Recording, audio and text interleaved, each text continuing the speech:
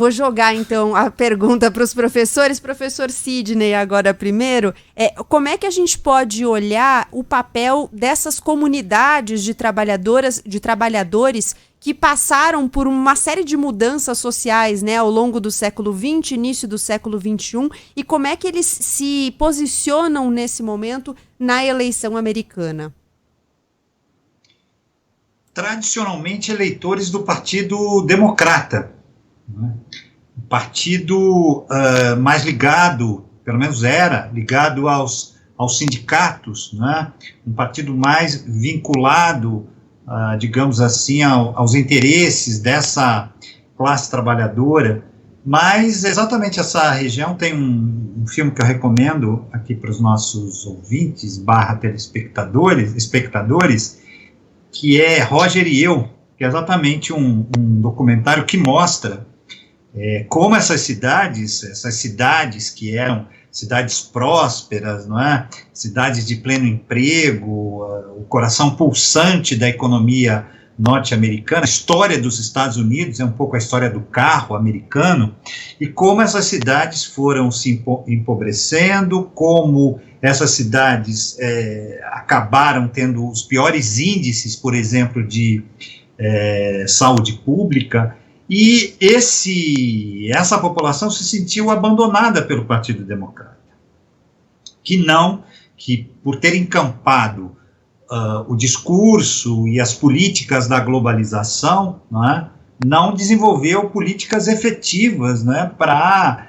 enfim, efetuar um processo de transição, de reincorporação, de reinserção. Só que esse é um aspecto bem importante que pode sinalizar uma mudança nesses estados,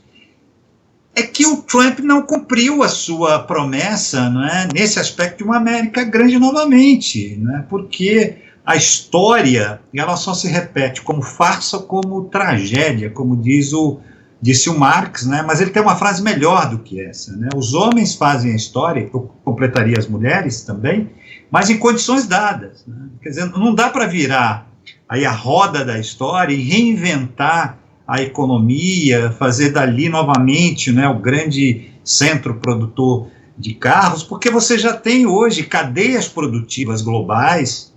que fazem, por exemplo, o carro japonês, do carro da coreano, e futuramente do carro chinês, a produção muito mais competitiva, Então, essa região é uma região que vive um processo de decadência,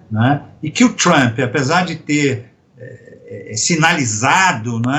que ia reconstruir, que iria reinserir, aquela região no mapa,